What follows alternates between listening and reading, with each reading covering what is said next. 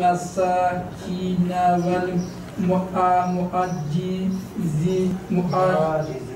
والمعاجزين للطيبين والطيبون للطيبات أولئك مباركون. ومن يكفرهن فإن الله من بعد إكراههن غفور رحيم. تحجرون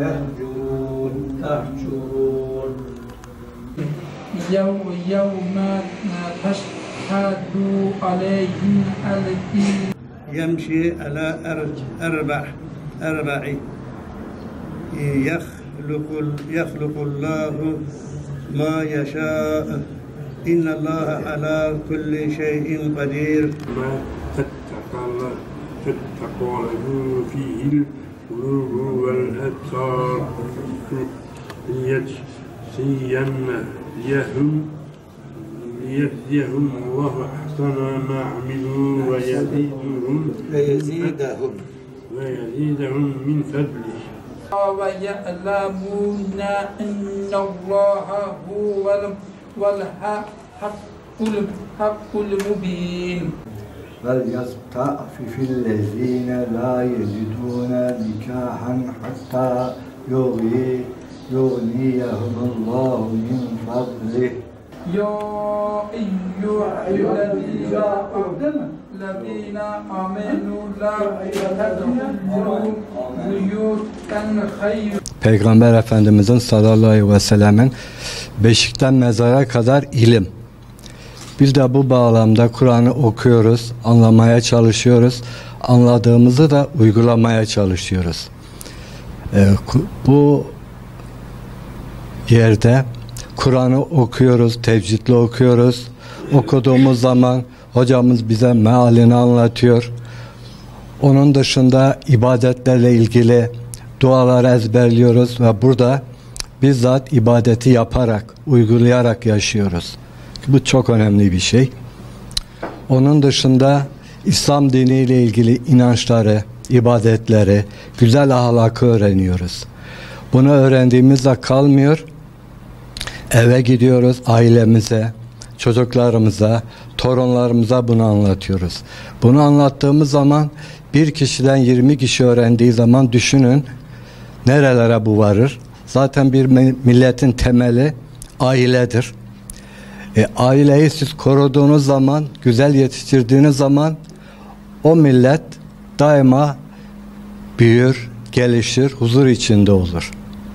Zaten Kur'an'ın öğrenmenin anlamı da güzel ahlaktır, ibadettir, inançtır. Biz bunları yaptığımız zaman istediğimiz hedefe ulaşmış oluyoruz.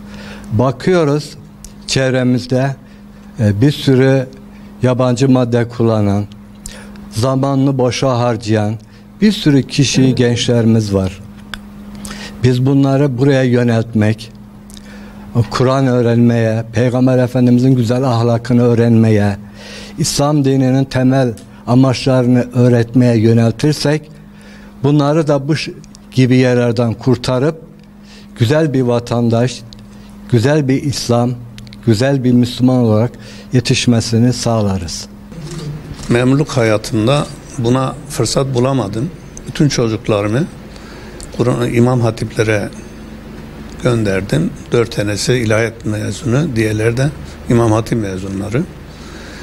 Ben emekli olduktan sonra buna karar verdim. Dedim ben çocuklarımı okuttum ama ben kendimi ihmal ettim.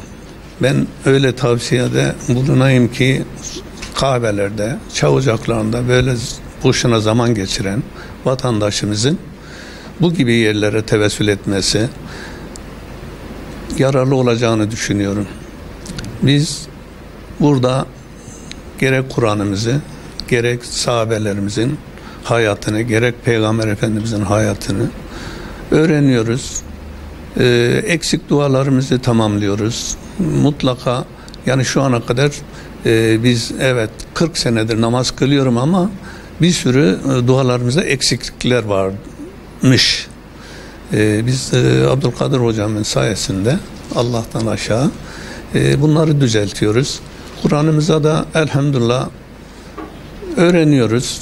Ben biraz geç kaldım bu Kur'an öğrenmeye. Çünkü vaktimiz de yoktu, zamanımız da yoktu. Aslında ayırmamakla herhalde en büyük yanlışı yaptık. Her şeyden önce Diyanet'in böyle bir imkanı verdiği için Diyanet Camiası'na teşekkür ederiz. Hocamız Abdülkadir Bozkurt Hoca'ya ayrıca teşekkür ediyoruz ki bize bu saatten sonra bizim bütün zorluk öğrenme yetimizi kısmen de olsa kaybetmiş bulunmaktayız. Gençler gibi değiliz.